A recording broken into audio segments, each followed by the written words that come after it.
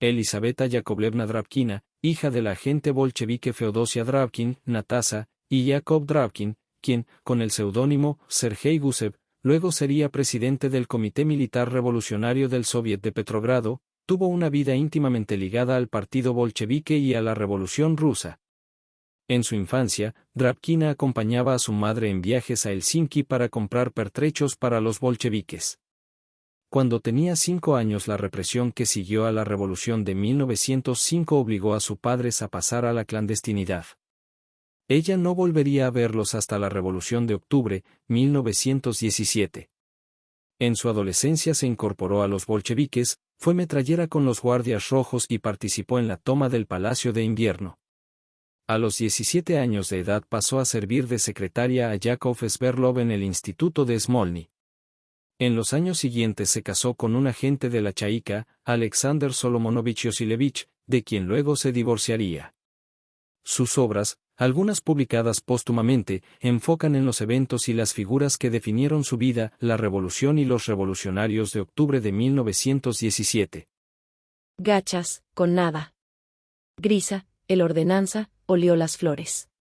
¿Sabes lo que comería ahora?, dijo. Patatas con aceite. Pero vertiendo el aceite en un cuenco, echarle sal y mojar allí con las patatas. Miré por la ventana. La sombra del cañón situado a la entrada del Arsenal caía a la izquierda, o sea que quedaba todavía mucho tiempo hasta la hora de la comida. Por el patio empedrado de adoquines un hombre vestido de uniforme recamado en oro reluciente al sol, iba dando con solemnidad grandes pasos con sus zancudas piernas. Incluso desde lejos se adivinaba la altiva y fría expresión de su semblante. Era el conde von Mirbach, embajador alemán que venía al Kremlin para presentar las pretensiones de turno de la Alemania del Kaiser a la Rusia soviética. Llamaban sin cesar los teléfonos, se sucedían unos a otros los visitantes, llegaba correspondencia. Al fin, el viejo reloj con péndulo de cobre del despacho de Avanesov dio un sonoro y acompasado golpe, la hora del almuerzo. El comedor estaba en el mismo edificio, en una oscura habitación situada junto a la cocina. Para llegar hasta allí era necesario recorrer interminables pasillos y escaleras. La comida consistía siempre en lo mismo, sopa de arenques con legumbres secas y gachas de mijo, que suscitaban la eterna disputa filológica de si eran gachas, con nada, gachas, sin todo, o gachas, sin nada. La vajilla era por el contrario de una rara variedad, escudillas, platos y calderetas, cacharros de arcilla, loza, hojalata, porcelana e incluso de plata. A veces se comía la sopa en una escudilla de arcilla con cuchara de plata y a veces se comía con gusto gachas con una cuchara de madera en un finísimo plato, que podía ser incluso de porcelana de Sèvres. Allí comían todos, comisarios del pueblo, personal del Consejo de Comisarios del Pueblo y del Comité Central Ejecutivo y visitantes del Kremlin. En aquel lugar, sentados alrededor de una mesa de madera sin pintar se podía oír hablar en idiomas extranjeros. Allí venían también camaradas llegados a la Rusia soviética desde el extranjero, exprisioneros de guerra que se habían hecho bolcheviques, emigrados políticos, como los húngaros, Bela Kunitibore Samueli, el polaco Julian Marchliuski, el suizo Platken, los franceses Jean Labourbe y Jacques Sadoul, el americano Robert Minor, el alemán Uwe Berlein, un camarada chino que se nombraba Sasa. Casi a diario venía a comer el comisario del pueblo de Abastos, Alexandr Dmitrievich Tsyurupa. Recibía su comida, ponía cuidadosamente los platos sobre la mesa y comía hasta la última migaja, incluso aunque la sopa fuera líquida del todo y las gachas de mijo estuvieran amargas. Luego, permanecía un poco sentado, y ponía sobre sus rodillas las amarillentas y huesudas manos, faltándole, evidentemente, las fuerzas necesarias para incorporarse. Hablaba en voz baja, sorda. Daba la impresión de ser un hombre de carácter suave, condescendiente. Pero con qué férrea voluntad resonó su voz cuando, entre los gritos y alaridos de los socialrevolucionarios de derecha y los mencheviques, que exigían la libertad de comercio y la elevación de precios de los cereales, en beneficio de los kulaks, Tsyurupa declaró que el poder soviético nunca renunciaría al monopolio de los cereales. Yakov Mikhailovich no iba al comedor, los Sverdlov tenían niños pequeños y por este motivo llevaban la comida a casa. También la llevaba la familia Ulianov. Pero el propio Vladimir Ilich frecuentaba el comedor. De ordinario venía con algún camarada, bien para alimentarle un poco más, bien con el fin de dedicar unos minutos más a hablar con él. Algunas veces, allí mismo, en el comedor, retiraba el plato y hacía anotaciones o escribía un telegrama. Así lo hizo, por ejemplo, una vez que vino con Ivanov, viejo obrero de la fábrica Putilov, y puso un telegrama a los obreros de Petrogrado. Camaradas obreros. Recordad que la revolución pasa por un trance crítico. Recordad que la revolución la podéis salvar solamente vosotros, nadie más. La causa de la revolución, la salvación de la revolución está en vuestras manos. El tiempo apremia. Al mes de mayo, excesivamente duro, le sucederán junio y julio, aún más duros, y posiblemente todavía parte de agosto. Pero por muy difícil que fuera la situación, en el comedor la gente siempre bromeaba y reía. La conversación era de ordinario general, y a veces, cuando se mezclaban en ella los visitantes, tomaba el cariz más inesperado. El día que vino al comedor con Ivanov, el obrero de la Putilov, Vladimir Ilich empezó a hablar de la necesidad de atraer al partido a los obreros y a los campesinos pobres. Un campesino barbirrojo, de penetrante mirada, que comía sentado frente a él, dijo de pronto: «No, camarada Lenin, no se puede obrar así. Es imposible pertenecer a un solo partido». «¿Por qué es imposible?», dijo asombrado Vladimir Ilich.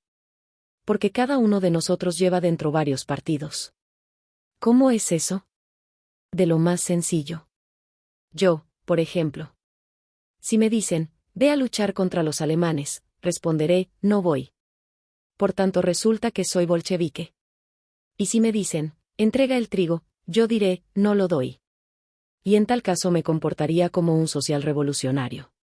Y es posible que si me preguntan algo más haya en mí también un menchevique». Había que oír las carcajadas de Vladimir Ilich. Esta conversación tuvo una continuación original. A los 3 meses del atentado contra Vladimir Ilich, seguían recibiéndose, procedentes de todos los confines del país, cartas, telegramas, resoluciones de reuniones y asambleas campesinas, en los que se expresaba el deseo de un pronto restablecimiento, y el odio hacia quienes habían atentado contra él. Entre otras, se recibió una resolución de la asamblea habida en una aldea perdida, creo que de la provincia de Permo de Viatka. Con la carta enviaron un tarrito de manteca. «Enviamos un saludo de todo corazón al camarada Lenin», se decía en la resolución. «Que no piensen las bestias de presa del capital que van a estrangular la revolución obrera y campesina armando la mano de asesinos a sueldo. El traicionero disparo hecho contra el camarada Lenin no ha sembrado confusión en nuestras filas, por el contrario, ha encendido en ellas la sed de venganza. Los campesinos decimos a todos los que quieran oírlo, que no aparezcan ante nosotros las fuerzas de la contrarrevolución, y si aparecen y levantan su siniestra cabeza contrarrevolucionaria, que sepan que tenemos ya preparada la tumba para ellos. Enviamos un caluroso saludo al Ejército Rojo Soviético y afirmamos que arrebataremos el pan a los kulaks, daremos de comer a los combatientes del ejército y a sus familias y organizaremos células de comunistas bolcheviques, para que se pongan en práctica acertadamente todos los decretos.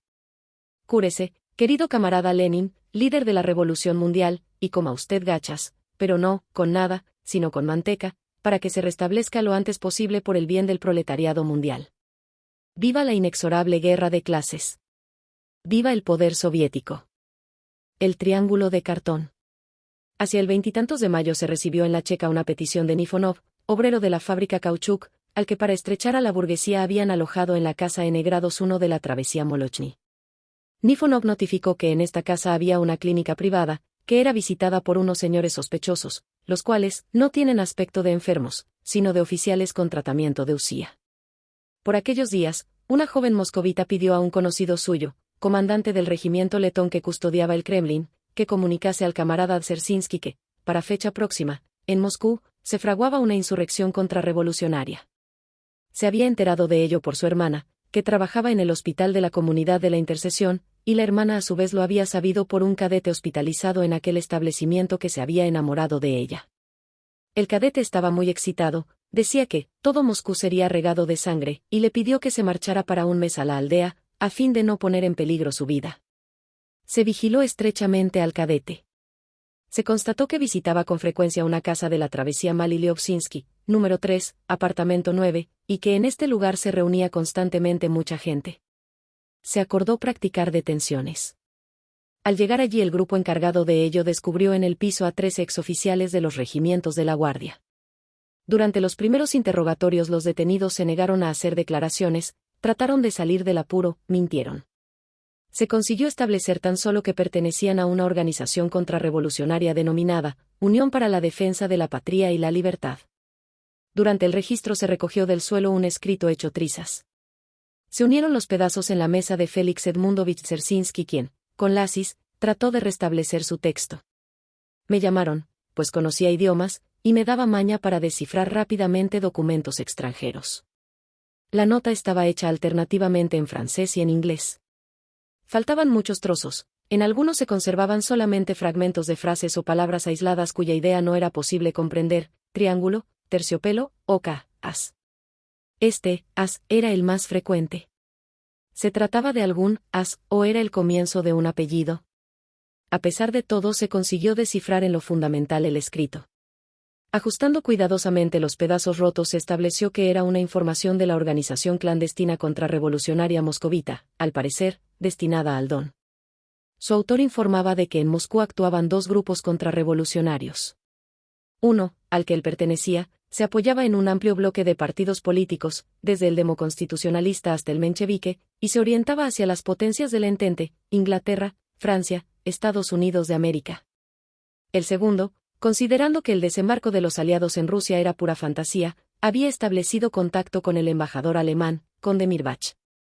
Según los cálculos de este grupo contrarrevolucionario, los alemanes debían ocupar Moscú en la primera mitad de junio. El autor del escrito acariciaba esta perspectiva. La renuncia a utilizar a los alemanes la calificaba de probidad estúpida, y razonaba de la manera siguiente: que los alemanes ocupen Moscú y derriben a los bolcheviques y etilos, los partidarios de la Entente, declararán entonces la guerra a los alemanes y abrirán el frente en el Volga. Cuando se descifró este pasaje, Dzerzhinsky tuvo un gesto de asco. ¡Qué canallas! Judas es un cachorrillo comparado con ellos. Retiró con repugnancia los trozos de papel, se pasó la mano por el rostro y dijo, dirigiéndose a Lasis: la situación, Martín Yanovich, es muy peligrosa. ¿Hay que actuar inmediatamente? ¿Y qué coincidencia tan inverosímil? A mi regreso de la Checa me encontré en la plaza del teatro a mi compañera de colegio Angelina Derental, a la que no veía desde hacía 3 años. Se alegró mucho de verme. Me dijo que había muerto su madre y que ella y su hermana Ariadna se habían trasladado a Moscú, a casa de su famoso hermano Senia. Este había sido viceministro del gobierno Kerensky, ahora se había reintegrado a la abogacía. Angelina me invitó a ir con ella. Era jueves, día en que el famoso hermano recibía a sus amistades. Sentí rabia y me dije para mis adentros: los canallas tienen días fijos para sus recepciones. Luego pensé, iré. Nos abrió la puerta una doncella. Llegaban voces del comedor. Angelina me presentó: señores, una amiga de colegio. Tomaban té con pastas y la conversación giraba alrededor de la tragedia de la intelectualidad rusa. Un vejete de cabellos revueltos con la barba a lo Mikhailovsky, sosteniendo en alto un vaso de té sin apurar del todo, afirmaba que, efectivamente, se sentía culpable. Él, viejo socialista ruso, se arrepentía públicamente, se consideraba, en parte, culpable de que la intelectualidad rusa hubiera sobreestimado, divinizado al pueblo, considerando que tenía contraída una deuda insaldable ante él. Y de todos modos, aunque el pueblo ruso resultó ignorante, grosero, cruel, el viejo intelectual. En aquel momento todos comenzaron a vociferar, gritando a porfía: no había que haber matado a Rasputín, no se debía haber matado a Stolypin, no se tenía que haber dado la libertad a los campesinos. Si se colgara de un povo a un mujik de cada 3 habría orden. Ariadna exclamó de repente: si ustedes supieran, señores, lo que me hastía todo esto. Siento deseos de enrollarme como un erizo y dormir 100 años, para despertarme y que alrededor no haya bolcheviques ni mencheviques. Incluso los trogloditas, cualquier cosa sería mejor. Se acercó al piano y lo destapó, pero no se puso a tocar, sino que pasó bruscamente el puño por las teclas. El célebre hermano Senia, sentado a mi lado, callaba, mirando a los presentes con fría y calculadora mirada. Luego sacó una cigarrera de plata, la abrió para tomar un cigarro y vi metido tras la goma un triángulo de cartón con las iniciales OK marcadas claramente. Eran las mismas letras que más de una vez aparecieron en el escrito de los contrarrevolucionarios que actuaban en la clandestinidad. Así que estos eran los asuntos de que se ocupaba el famoso hermano. La montaña, y la Gironda. Iván Ivanovich Skvortsov-Stepanov estaba con Yakov Mikhailovich. Marxista instruido, hombre de amplios y multifacéticos conocimientos, incluso ahora, quitándole horas al sueño, escribía un libro acerca de Marat. Algún día, él decía, los futuros historiadores estudiarán de la misma manera nuestra época.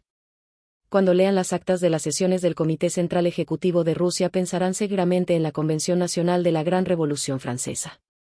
Dispondrán de un material clásico para confrontar y contraponer los dos tipos de revolución, la burguesa y la proletaria. Cuántas cosas profundas e interesantes descubrirán, aunque solo sea comparando a los girondinos y a los montagnards de la Revolución Francesa con la Gironda compuesta por los mencheviques y socialrevolucionarios de derecha, la Charca, formada por los SR de izquierda, y la montaña bolchevique de nuestros días. Examinando aunque solo sea el aspecto puramente externo, la sala de sesiones de la Convención Nacional y la del Comité Central Ejecutivo, comprenderán la razón que asistía a Víctor Hugo al decir que cada idea necesita expresión externa, cada principio precisa de la envoltura visible que le corresponde. En la novela El año 93 Víctor Hugo hizo una elocuente descripción de los atributos con que la Convención Nacional Francesa ornamentó su sala de sesiones en el Palacio de las Tullerías, enormes banderas tricolores que se apoyaban en una especie de altar con el rótulo ley, el texto de la Declaración de Derechos dibujado en un tablero, unas enormes faces de lictor de la altura de una columna, estatuas colosales colocadas de cara a los diputados, Licurgo, a la derecha del presidente, Solón a la izquierda, Platón sobre los escaños de la montaña. El Comité Central Ejecutivo de Rusia, que fue Asamblea Constituyente y Legislativa y Convención de la Gran Revolución Proletaria, eligió para sus sesiones el primer local que encontró, ventajoso por estar situado en el centro de Moscú, hallarse libre y sin que nadie lo necesitara. Se habilitó la sala del restaurant Metropol. Eso era lo de menos. Lo que hacía falta era que estuviera preparada cuanto antes. Había que sacar las mesitas, colocar sillas. Era necesario colocar una mesa grande para la presidencia en el estrado donde tocaba ya orquesta y traer de algún sitio la tribuna para el orador. Allí no había estatuas, galerías ni palcos. La montaña y la Gironda de la Revolución Rusa se sentaron en una fila, en sillas iguales, separadas en unos lugares para dejar paso y, en otros, pegadas las unas a las otras. Los bolcheviques ocupaban los lugares situados a la izquierda de la presidencia, los socialrevolucionarios de izquierda tomaban asiento en el centro, los mencheviques y los SR de derecha se situaron en el ala diestra de la sala. Las sesiones se celebraban 1 o 2 veces por semana. Comenzaban de ordinario a las 9 o las 10 de la noche y terminaban cerca de las 12. Sverdlov presidía siempre. Antes de las sesiones plenarias del SECR, se reunía la fracción bolchevique en el local vecino del antiguo Café Metropol. En las reuniones de la fracción reinaban siempre el ruido y la animación. Las cuestiones se resolvían rápidamente, aunque no faltaban acalorados debates. Se votaban las tesis fundamentales del informe o resolución que se pensaba presentar al SECR, se designaba a los oradores. Dmitri Zaharovich Manuilsky divertía a todos, representando con asombrosa maestría a Carlos Kautsky, quien con enorme monotonía trataba de demostrar que la Revolución de Octubre se había hecho, no de acuerdo con Marx, y por ello los bolcheviques eran excomulgados por la Sagrada Iglesia de la Segunda Internacional y serían arrojados al infierno, donde en lugar de ser asados en la parrilla se les debería aplicar un castigo aún más atroz para ellos, la lectura en alta voz de las obras del propio Kautsky, de Víctor Adler y de Eduardo Bernstein. Finalizada la sesión de la fracción se encaminaban todos a la sala. Presidía Sverdlov. Vladimir Ilich, si no tenía que informar, se sentaba en cualquier lugar, a un lado, en los peldaños, leyendo algún papel y atendiendo al mismo tiempo al que estaba en el uso de la palabra. Sverdlov declaró abierta la sesión del SECR y empezó a dar lectura al orden del día. Al instante, como impulsado por un muelle, Martov saltó del asiento y, con voz ronca, protestó de que en el orden del día figurasen las cuestiones que habían sido incluidas y de que faltaran las que no habían sido incorporadas al mismo. Kogan Bernstein, líder de los SR de derecha, enderezó desde su asiento un discurso sobre la dictadura y la democracia. Los SR de izquierda se ponían como furias con los de derecha y los mencheviques, pero se negaban a apoyar a los bolcheviques. Sujánov, que se titulaba Menchevique Internacionalista, estirando las piernas y echándose sobre el respaldo de la silla, lanzaba mordaces réplicas. Los bolcheviques gritaban, al asunto, al asunto. Por fin, fue aprobado el orden del día. Se concedió la palabra para informar a Lenin, Tsiurupa, Sverdlov y Gukovsky, vicecomisario del Pueblo de Finanzas. La sala continuó alborotando. Interrumpían al informante con gritos desde los asientos. A veces la algazara se convertía en duelo de palabras entre el orador bolchevique y la oposición menchevique y socialrevolucionaria. Comenzaron los debates. Martov subió a toda prisa a la tribuna. El ciudadano Lenin comenzó diciendo, ha hablado como un Quijote, como un hombre que cree que basta la conquista del poder político para implantar el socialismo. Pero ni un solo socialista alemán ha pensado ni imaginado nada semejante. Incluso el Partido Obrero Inglés, el cual, si se tratara de un país avanzado, como los Estados Unidos, la masa que ha tomado el poder en nuestro país se compone de un proletariado cuyas condiciones sociales no han madurado todavía para ejercerlo en el sentido de la dictadura socialista. Luego subió a la tribuna el rechoncho Dan, vestido con guerrera de médico militar. En nuestro, gracias a Dios, no parlamento, comenzó burlonamente su discurso. A continuación, se concedió la palabra a Sujánov. Torciendo el largo y amarillento rostro, dijo con monótono acento rencoroso: si hemos de enjuiciar las tareas presentes, pueden formularse en una consigna que si ahora no la apoya toda Rusia, mañana la apoyará todo el país. Esta consigna dice: abajo la autocracia de los guardias rojos y viva el régimen democrático. En la sala se armó gran alboroto. Los bolcheviques saltaban de sus asientos, exigían que se llamara al orden al orador. Sujánov gritó algo con voz aguda y cortante. Sverdlov agitó en alto la campanilla y dijo: ¿se concede la palabra al camarada Lenin? Vladimir Ilich subió diligentemente a la tribuna, sacó el reloj de bolsillo, lo colocó delante de él y desplegando las pequeñas hojas, en que había tomado sus notas, comenzó a hablar. El trabajo marcha. Hacía medio año que Vladimir Ilich, en las palabras finales para su libro El Estado y la Revolución, había escrito lo siguiente: es más agradable y provechoso vivir la experiencia de la revolución que escribir acerca de ella. Ahora se entregaba por completo a vivir esta agradable y provechosa experiencia. En cada una de sus palabras, en cada movimiento, se dejaba sentir la exuberante energía de un hombre que se sentía totalmente feliz de su difícil e intensa vida.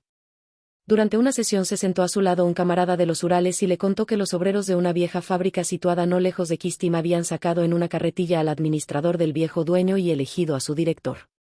Una vez en el despacho, el nuevo director obrero, antes de sentarse en el sillón, extendió sobre él una toalla limpia y explicó: el sillón es ahora del pueblo. Vladimir Ilich escuchó el relato y dijo con satisfacción: derribar a la burguesía es formidable. Vladimir Ilich acababa de cumplir 48 años. Era fuerte, robusto, ágil. Sus gestos y entonaciones eran fogosos y enérgicos. Los movimientos, precisos, rápidos, expresivos. Al hablar desde la tribuna, se inclinaba impetuosamente hacia adelante, echaba las manos hacia atrás o abría los brazos en el aire y daba la sensación de ser un experto patinador, un nadador. Para un hombre de su generación, en la que el deporte no estaba de moda, la afición al ejercicio físico propia de Vladimir Ilich era una manifestación de las cualidades específicas de su carácter. Cualquiera que con él se encontrara percibía el vigor extraordinario que emanaba de su persona. En cierta ocasión, en los comienzos de la primavera del año 1918, a raíz del traslado del gobierno soviético a Moscú, vino a ver a Vladimir Ilich una delegación de obreros de la Central Eléctrica de Moscú. A su regreso, los delegados convocaron una asamblea a fin de informar de la conversación sostenida con Lenin. Entre la multitud se oyó una voz: ¿y cómo es Lenin? El jefe de la delegación reflexionó, luego respondió con aplomo: yo calculo que llega aproximadamente al 1.000.000 de voltios. Es necesario recordar la Rusia de entonces, con sus centrales de poca potencia, en las que apenas palpitaba la vida, para comprender lo que significaba llegar al 1.000.000 de voltios. Era un hombre de grandes ideas, nunca secas, frías, sin vida, que se desarrollaran por sí solas. Sus pensamientos estaban plenos de sentido, de pasión, de acción, de fogoso temperamento. Era el pensamiento audaz del luchador, del revolucionario. Y a este pensamiento, que le dominaba constantemente, se supeditaba todo él. Una vez, seguramente a mediados de junio, Vladimir Ilich y Nadiezhda Konstantinovna marcharon a pasar la tarde del sábado a la casa de campo, no lejos de Tarasovka, y me llevaron con ellos. Después de la cena, fuimos a pasear. Se pegaron a nosotros unos chiquillos de los campesinos que llevaban un gracioso perrito de lanas. Vladimir Ilich ideó un juego, como si el cachorrillo fuera un enorme perro de presa, capaz de derribar a un hombre con solo tocarle con las patas. Echó a correr, el perrillo ladraba y le agarraba. Vladimir Ilich cayó en la hierba y los chiquillos se echaron, gritando, encima de él. Parecía que se hubiera olvidado de todo lo que ocurría en el mundo, salvo de aquella bulla. Así llegamos al lindero del bosque. Allí había un roble carbonizado, fulminado por un rayo. Vladimir Ilich miró al roble y al instante se transfiguró por completo. apretando los puños, como si tratara de golpear a un adversario que discutiera con él, dijo. No, a nosotros no ha de ocurrirnos eso. Sabremos eludir el curso ordinario de revoluciones como las de 1794 y 1849, y venceremos a la burguesía. Frecuentemente se operaban en él inesperados cambios de pensamiento y lejanas asociaciones. Las taquígrafas se encontraban con dificultades para descifrar los textos de sus discursos y para él era un tormento mayor aún corregir tantas tonterías como ellas escribían a veces. Era asombrosa su destreza para conversar simultáneamente con varios interlocutores. De súbito, hacía preguntas rápidas, breves, a todos, exigiendo respuestas claras y exactas, y, al instante, volvía a hacer nuevas preguntas. ¿Ha tomado usted medidas? ¿Cuáles? ¿Cuándo? ¿Qué día y a qué hora? ¿O bien? ¿Lo han comprobado ustedes? ¿Cuánto? ¿A quién ha sido entregado? ¿Quién responde de ello? Su discurso, especialmente cuando abordaba las cuestiones más cardinales, para realizar tareas que a otros les parecían imposibles e irrealizables, o cuando lo impelía la ira, era de lo más expresivo. Apretad con más rabia. Con todas las fuerzas. Con energía. Con superenergía. Con energía ultrarrabiosa. Inmediata e incondicionalmente. Nada de aplazamientos. Medidas resueltas. Medidas despiadadas. Las más draconianas. Esto es un caos de cifras. Montones de cifras, de materia prima sin digerir. Las cifras crudas os dominan, y no al revés. El asunto es insignificante y resulta ridículo dedicarle ni siquiera una hora. Rutinarismo. Pseudocientifismo. Carroña. Es la ultradesvergüenza. Archiinútil. Archimentira. Nada de práctico. Bagatelas. Nimiedades. Tetraos soñolientos. ¿Han echado a perder el asunto? Eso es negligencia y no dirección. Esto no es marxismo, sino idiotismo izquierdista. ¿Histeria intelectual? Melindres de señorita. ¿Idiotismo puro? Si se reía, lo hacía con toda el alma, pero si se irritaba, se ponía furioso. No habla piedad para nadie. Esta ira, despiadada, furiosa, de ordinario no la suscitaban las acciones de los enemigos de clase, hacia ellos se mantenía latente en su alma un rescoldo de odio permanente. Lo más frecuente era que las explosiones de ira las provocaran el burocratismo desalmado y la falta de atención a las necesidades del pueblo y a la causa de la revolución por parte de ciertos funcionarios de los soviets. En cuanto tenía conocimiento de hechos semejantes cursaba un telegrama a los culpables.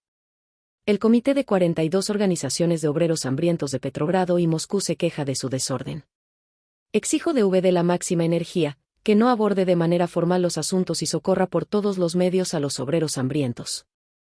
En caso de incumplimiento, arrestaré a todo el personal de sus establecimientos y lo entregaré a los tribunales. He cursado una disposición urgente para que se aumente el número de locomotoras y vagones. Debe cargar inmediatamente los 2 trenes que tiene, a razón de 30 vagones cada uno. Telegrafíe dando cuenta del cumplimiento. Está VD obligado a recibir el trigo de los campesinos durante el día y la noche. Si se confirma que después de las 4 cesa la recepción, obligando a los campesinos a esperar hasta la mañana siguiente, será usted fusilado. El presidente del Consejo de Comisarios del Pueblo Lenin. Lenin escuchaba atentamente a cuantos se le acercaban y luego recordaba a menudo a las personas que había recibido, entusiasmándole su hondo juicio popular. Le escuché con verdadero agrado cuando refirió cómo había intervenido en la asamblea. Basta, dijo, de implorar la salvación contra el hambre, la espada y el fuego, y vamos a requisar el grano a los kulaks, a hacer tejas para nuestras casas y a inscribirnos en el Ejército Rojo.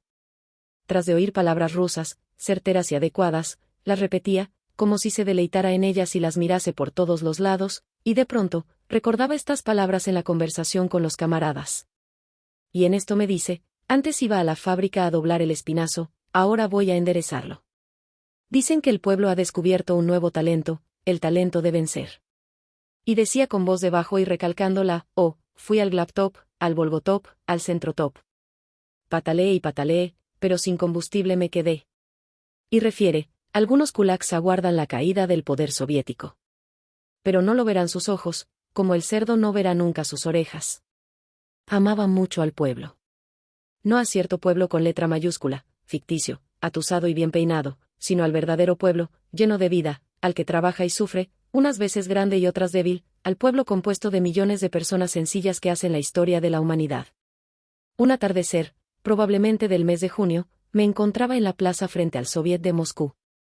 Hacía poco que se había demolido el monumento a Skobelev, y en el lugar en que debía erigirse el obelisco a la libertad, habían montado un entarimado. Estaba hablando un obrero ya entrado en años, que era escuchado atentamente por la multitud que le rodeaba. El kulak ha engendrado al especulador, decía. El especulador ha traído el hambre nos ha traído el desbarajuste. Por lo tanto, hay que arrancar la raíz y así acabaremos con las ramas. Eso es precisamente. Oí decir a una voz conocida. Hay que arrancar la raíz. Volví la cara. Vladimir Ilich, con su abrigo rosado y su gorro, se había fundido con la muchedumbre. A su lado estaba Nadiezhda Konstantinovna. Vladimir Ilich le dijo. Con qué exactitud y acierto ha formulado la clave de la cuestión. He ahí de quien deben aprender nuestros agitadores e informantes. Lenin envidiaba a las personas que podían viajar por todo el país. Hablaba de buen grado y con alegría en las amplias asambleas de masas, bien se tratara de mítines o de reuniones conjuntas del SECRI y el Soviet de Moscú, de comités fabriles, sindicales y otras organizaciones obreras que se celebraban 1 o 2 veces al mes en el Gran Teatro. Al hablar en estas reuniones solía permanecer poco tiempo en la tribuna, pues en ella se sentía separado del auditorio. Salía al proscenio, se metía las manos en los bolsillos, andaba por la escena, se acercaba al extremo de la rampa, hablaba directamente a la sala, como si se dirigiese a cada uno de los presentes por separado, aconsejándose de él, convenciéndole, conversando con él como con un camarada, con un amigo, despertando en él los más elevados y nobles sentimientos, formulando las tareas planteadas ante el partido y el pueblo. El tema a que tengo que referirme hoy es esta tremenda crisis.